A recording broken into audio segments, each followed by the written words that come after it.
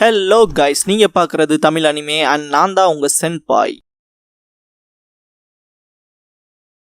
இந்த வீடியோவில் Naruto Shippuden season 4 episode 78 நம்ம பார்க்க போகிறோம். ஓப்பனிங்லேயே ஆசுமா போன எபிசோட்ல கொளுத்தி விட்டுருப்பார் இல்லையா, அதுல இருந்து தான் காட்டுவாங்க. ரொம்பவுமே இன்டென்ஸா இருக்கும். அந்த புகையெல்லாம் கலைஞ்சதுக்கு அப்புறம் ஹீடானை காட்டுவாங்க. அவனோட உருவமே மாறி இருக்கும். அந்த டயக்ராம்குள்ள உட்காந்துட்டு என்ன வலிக்குதான்னு சொல்லி கேட்பான். ஆசுமாவோட வெப்பன் விழுகும். பார்த்தா அவனுக்கு இருக்க காயங்கள் அப்படியே ஆசுமாவுக்கு இருக்கும். உனக்கான தீர்ப்பு வந்துருச்சா அப்படின்பா ஹீடான். என்ன நடக்குதுன்னு கத்துவான் ஈசுமோ. ஹீடான் இப்ப மத்தவங்களோட வழியில உனக்கு புரியுதான்னு ஆசுமா கிட்ட கேட்பான். ஆசுமா அவரோட கையில அடிபட்டிருக்கிறத பார்த்துட்டு இது என்ன அவனோட ஜுட்சுவா இல்ல வேற ஏதாவது திங்க் பண்ணுவாரு. ஹீடான் ஆட்டத்தை ஆரம்பிக்கலாமா அப்படின்பா. ஈசுமோ அண்ட் கொட்டட்சு ரெண்டு பேருமே பயப்படுவாங்க. ஆசுமா பார்த்துட்டு இருக்கும்போது ஹீடான் என்னோட சேர்ந்து என் வழியை அனுபவிக்க தயாராரு அப்படின்பா.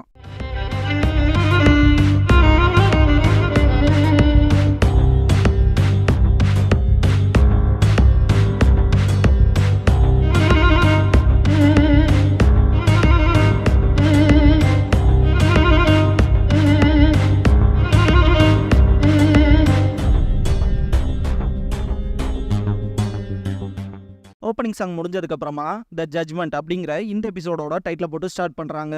ஹீடான் ஆட்டத்தை ஆரம்பிக்கலாமா அப்படின்ட்டு அதிகப்படியான வழியை அனுபவிக்க தயாராரு அப்படின்னு கத்துவான். ஈசுமோக்கு இங்க என்ன நடக்குதுன்னே புரியாது. ஆசுமா அவரோட ஃபயர் ஜுட்சுவை வச்சு அட்டாக் பண்ணிருப்பாரு. ஆனா ஆசுமாவுக்கே அடிபட்டிருக்கே அப்படின்ட்டு கத்துவான். கொட்டட்சு கேப்டன் ஆசுமாவோட ஜுட்சு அவன் மேல பட்டுச்சு. அந்த ஜுட்சு கேப்டன் ஆசுமா மேலேயுமே பட்டிருக்குமோ என்னமோங்கிற மாதிரி திங்க் பண்ணுவான். ஒருவேளை இது அதான் அப்படின்ட்டு ஷிகமாரு ஷாக் ஆவான். 35 மில்லியன் கிடைக்க போகுது அப்படிங்கிற சந்தோஷத்துல இருப்பான் காகுசு. ஹீடான் ப்ரிப்பரேஷன்லாம் முடிஞ்சு காயப்படுறதுக்கு தயாராயிக்கன்ட்டு அவனோட வெப்பன் எடுப்பான். ஆசுமா அவரோட வெப்பன்ல சக்கராவை செலுத்த ஆரம்பிப்பாரு. பொறுமையா அப்படியே அட்டாக் பண்றதுக்கு போவாரு. இத பார்த்த ஹீடான் அவன் கையில இருக்க வெப்பனை வச்சு தன்னை தானே தாக்கிக்குவான். திடீர்னு பார்த்தா ஆசுமாவும் விழுந்துருவாரு. ஹீடான் என்ன வலிக்குதான்ட்டு சிரிப்பான். இதெல்லாம் ஒண்ணும் இல்ல, முக்கியமான ஸ்பாட்ல நான் அடிக்கல அப்படின்ட்டு சிரிப்பான். ஆனா அதான் நல்லா இருக்கும் அப்படின்பா. இறக்குறவனோட வலி என்னோட உடம்புக்குள்ள ஊடுருவோம். அந்த வலியை கடந்து அப்புறம் அதுவே எனக்கு சந்தோஷமா மாறும் அப்படின்ட்டு பயங்கரமா சிரிப்பான் ஹீடான். ஈசுமோ ஆசுமா அவரோட லெஃப்ட் காலை பிடிச்சிருக்காரு. இங்க வினோதமா என்னமோ நடக்குது அப்படின்பா. ஆப்படன் தன்னை தானே குத்திக்கிட்டு அதே இடம் அப்படின்பா கொட்டட்சு. ஈசுமோ அதுக்கு முன்னாடி நடந்த விஷயங்களை எல்லாம் திங்க் பண்ணி பார்த்துட்டு அதே தான் அப்படிங்கறதுக்குள்ள ஆசுமாவும் அந்த விஷயத்தை அனலைஸ் பண்ணிருப்பாரு. அவனோட உடம்பும் என்னோட உடம்பும் கனெக்ட் ஆயிருக்கு. ஏதோ ஒரு சாபத்து மூலமா என்ன டேமேஜ் ஆச்சுனாலும் ரெண்டு பேத்துக்குமே சேர்த்தி தான் வரும். அதுலயும் அவன் சாக மாட்டான் வேற அப்படின்பாரு ஆசுமா. அவன் அங்க புடுங்குற வெப்பனுக்கு இங்க ரியாக்ட் ஆகும். அடுத்து எங்க குத்துட்டோம், கைலியா காலியா இல்ல எங்க உனக்கு எங்க வழி வேணும் அப்படின்ட்டு கடைசியா இந்த ஒரு விஷயத்தை இதோட முடிச்சிடலாமா, இங்க குத்துட்டா அப்படின்னு கேட்பான் ஹீடான். ஆசுமாக்கு மரண பயமே வந்துரும். ஈசுமோ ஷிகமாரு கிட்ட இப்ப பிசிக்கல் அட்டாக் எதுவுமே வேலைக்கு ஆகாது, நீ உன்னோட ஷேடோ ஸ்ட்ராங்கிள் ஜுட்சு யூஸ் பண்ண அப்படின்பாரு. ஷிகமாரு ஆல்ரெடி அதான் பண்ணிட்டு இருக்கேன் அப்படின்பா. இந்த ஒரு சீன்ல நமக்கே பக்கு பக்குன்னு இருக்கும். ஷேடோ ஸ்ட்ராங்கிள் ஜுட்சு ஒரு பக்கம் போயிட்டு இருக்கும். ஹீடான் பக்கத்தால வச்சுட்டு சாப்பிடா அப்படின்னு சொல்லிட்டு அவன் வெப்பனை வச்சு அவனே குத்திக்க வருவான். அதுக்கு நான் விட மாட்டேன்னு கத்துவான் ஷிகமாரு. ஆசுமாவோட கண்ணை பாருங்களேன், அவ்வளோ பயம் இருக்கும். டக்குன்னு பிளாக் அவுட் ஆகும். ஒரு சொட்டு ரத்தம் சிந்துற மாதிரி காட்டுவாங்க. ஹீடானா ஷிகமாரு ஸ்டாப் பண்ணிருப்பான். ஈசுமோ பாராட்டுவான் ஷிகமாருவை. இன்னும் எவ்வளவு நேரத்துக்கு தாக்கு பிடிக்குன்னு பார்க்கலாம் அப்படின்மா ஹீடான். ஷிகமாரு ரொம்பவுமே கஷ்டப்படுவான். பேக்கப்க்கு ரிக்வெஸ்ட் கொடுத்து எத்தனை நிமிஷம் ஆச்சுன்னு சொல்லி கேட்பான் கொட்டட்சு ஈசுமோ கிட்ட. 10 நிமிஷம் ஆச்சு, வரக்கு எப்படியும் அட்லீஸ்ட் 20 நிமிஷத்துக்கு மேல எடுக்கும் அப்படின்னு ஈசுமோ சொல்லவும் செம கடுப்பாவான் கொட்டட்சு. மாட்டிக்கிட்டோம், இப்ப என்ன பண்றது, நம்ம இவனை கொன்னா கேப்டன் ஆசுமாவும் செத்துருவாரு அப்படின்பா. அதிக நேரம் வர ஜுட்சுவை உடைக்கிறதுக்கு யூஸ்வலா ஒருத்தர் இருக்கானா அவன் அவனோட ஆப்போனண்ட்டை கொல்லணும். ஆனா இந்த விஷயம் இங்க வேலைக்காகாது அப்படின்னு ஈசுமோ. எல்லா ஜுட்சுக்குமான ஒவ்வொரு ரூல்ஸ் இருக்கு, அதை தவிர்க்க முடியாது. இந்த ஜுட்சுக்குமான ரிஸ்க் இருக்கும். முதல்ல நான் கொஞ்சம் அமைதியாகணும், ஆப்போனன்ட் எப்படிப்பட்டவன்னு திங்க் பண்ணணும் அப்படின்பா ஷிகமாரு. ஷிகமாரு எப்படி என்ன காப்பாத்திட்டா அப்படின்ட்டு தேங்க்ஸ் பண்ணுவார் ஆசுமா. இதுதான் சான்ஸ், இந்த ஜுட்சுல இருந்து எப்படி தப்பிக்காதுன்னு யோசிக்கணும் அப்படின்ட்டு திங்க் பண்ணுவார் ஆசுமா. ஹீடான் செம ஸ்ட்ரென்த் கொடுப்பான். ஷிகமாருவோட ஷேடோ ஸ்ட்ராங்கிள் ஜுட்சு மொத்தமா உடையிற அளவுக்கு வந்துடும். இந்த ஷேடோ ஸ்ட்ராங்கிள் ஜுட்சு அவ்வளவு நேரத்துக்குலாம் தாங்காது. அடுத்த மூவுக்கான விஷயத்தை ஏதாவது யோசிச்சாகணும் அப்படின்னு திங்க் பண்ணுவார் ஆசுமா.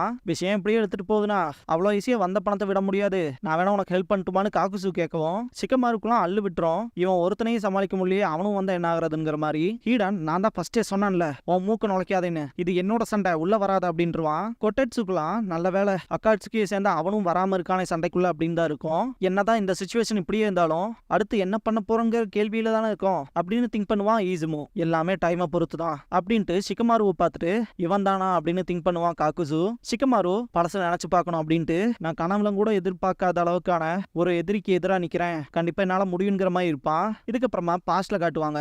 ஒரோச்சிமாருவோட டாக்குமெண்ட்ஸ் எல்லாம் எடுத்து பார்த்துட்டு இருப்பான். அக்காட்சுகில மொத்தம் 10 பேர் இருக்காங்க. இப்போதைக்கு ஒரோச்சிமாரு அங்க இருந்து விலகிட்டான். சாசோரி ஆஃப் த ரெட் சன் செத்துட்டான். மிச்சம் 3 பேரோட இன்ஃபர்மேஷன் இருக்கு. அப்புறம் இது அப்படின்ட்டு கீசமேவை பார்ப்பான். காய் சென்சே கூடவே அவ்வளோ ஈஸியா சண்டை போட்டான். வாட்டர் ஸ்டைல் யூசர் தானே இவன் அப்படின்ட்டு அடுத்து சாஸ்கேவோட அண்ணன் ஷரிங்கான் இருக்கு இட்டாச்சி உச்சிகா. கக்காஷியவே ஒரு வாரத்துக்கு படுக்கையில ஓட்டான்ல அப்படின்ட்டு அடுத்து டெய்டரா நருட்டோ கூட சண்டை போட்டவன். வெடிக்கிற களிமண்ணுகளை யூஸ் பண்ணவன். மொத்தமா இவனே வெடிச்சு சதறிட்டான். ஆனா அது உண்மையா என்னன்னு தெரியல அப்படின்ட்டு புக்கை க்ளோஸ் பண்ணுவான் ஷிகமாரு. மெயினா ஷிகமாரு திங்க் பண்ற விஷயம் என்னன்னா, அக்காட்சுகில இருக்க மிச்ச 5 பேர்த்தோட முகமே தெரியாது. அவங்கள சாதாரணமா இடப்படவும் முடியாது. அவங்களோட நிஞ்சுட்சுலாம் எந்த லெவல்ல இருக்குங்கிறதே நமக்கு தெரியாது. உண்மையை சொல்லணும்னா அந்த 5 பேருமே யாருன்னே தெரியாதவங்க. அவங்க கிட்ட ஸ்பெஷல் எபிலிட்டிஸ் இருக்குங்கிறதுல டவுட்டே இல்ல. எங்களோட கற்பனைக்கு அப்பாற்பட்டவங்களா இருப்பாங்க அப்படின்ட்டு நெளிவான். என்னடா ரொம்ப மோசமானவங்களோட சண்டை போட வேண்டியது வரும் போலயே அப்படின்ட்டு.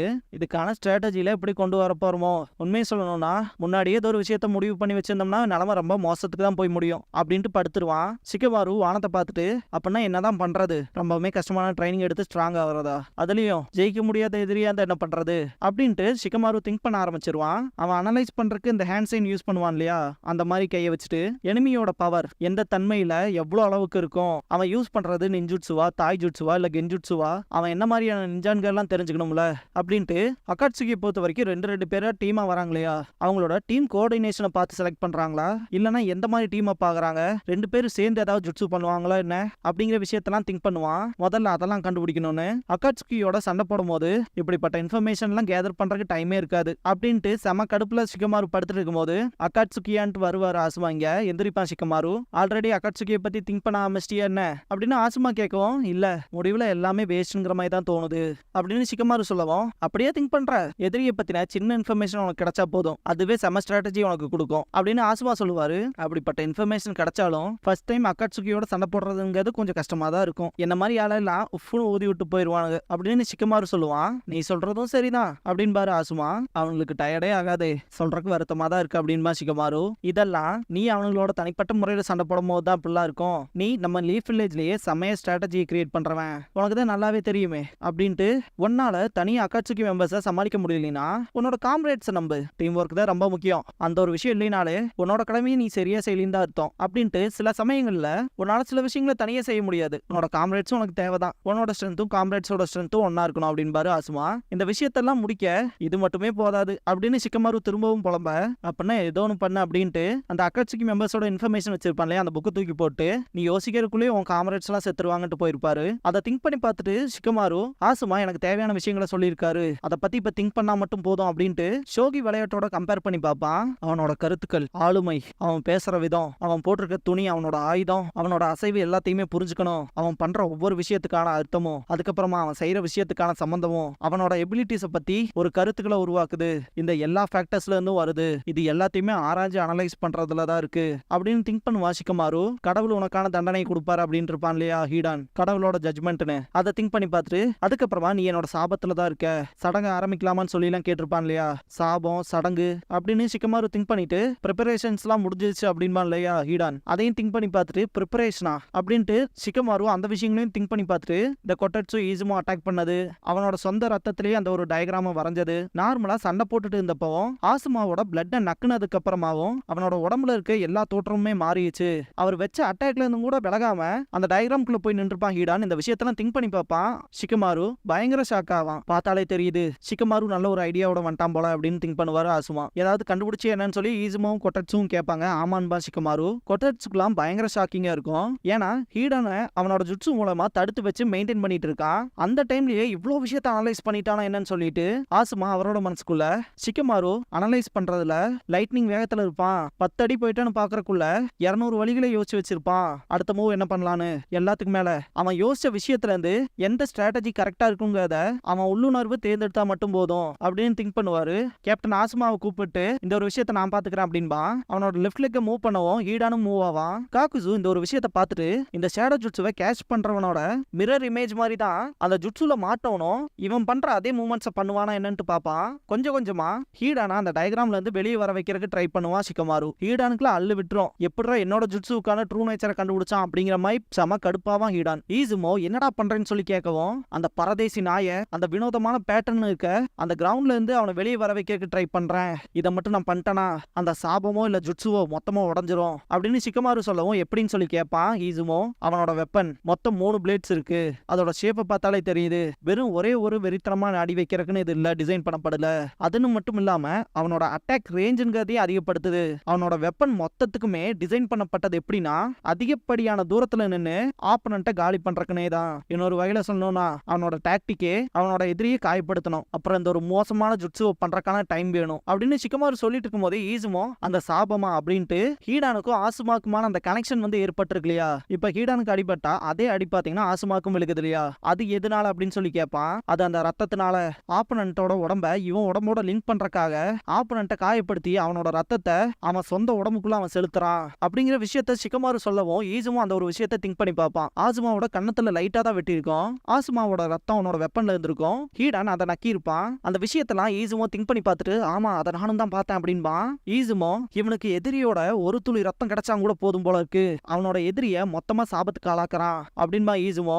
அதேதான் அப்படின்னு திங்க் பண்ணுவாரு ஆசுமா. அவன் அந்த ரத்தத்தை நக்குனதுக்கு அப்புறமா அவனோட உடம்பு கலர் மொத்தமா மாறிடுச்சு, அந்த ஒரு விஷயத்தை ஈஸியாவே நம்மளால கண்டுபிடிக்க முடியும் அப்படின்பா சிக்கமாரு. கண்டிப்பா வேற எந்த ஷினோபினாலையுமே இப்படிப்பட்ட விஷயத்தை இவ்வளோ கம்மியான செகண்ட்ஸ்க்குள்ள அனலைஸ் பண்ண முடியுமான்னு கேட்டா கண்டிப்பா முடியாது. ஆனா சிக்கமாரு சொல்ற இந்த ஒரு விஷயம் தான் எனக்கு வேடிக்கையா இருக்கு. இதுக்கப்புறமா சிக்கமாரு அதை விட முக்கியம் என்னன்னா அந்த ஒரு சாபத்தை அவன் கொடுக்கறதுக்கு மொத்தமா முழுமையடைய இன்னொரு விஷயமும் இருக்கு அப்படின்பா.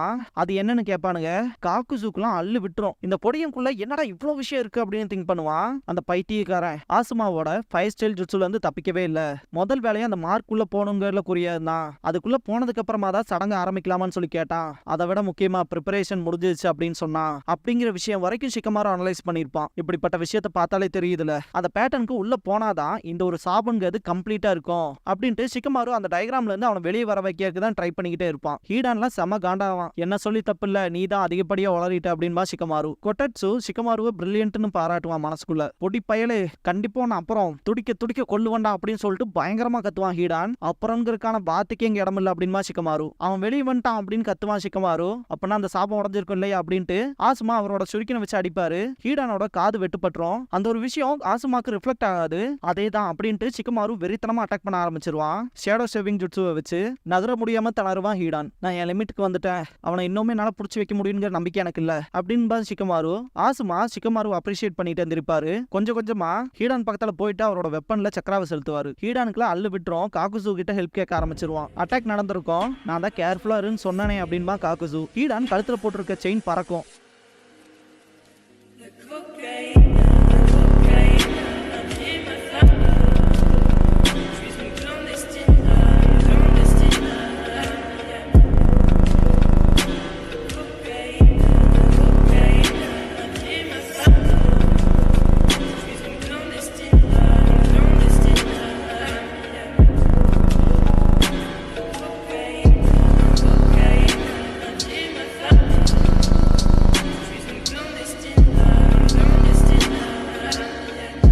க்ளோசிங் சாங் முடிஞ்சதுக்கு அப்புறமா அன்ஃபுல்ஃபில்டு ஸ்கிரீம் அப்படிங்கிற எபிசோட தான் நம்ம அடுத்து பார்க்க போறோம் அப்படின்பாங்க.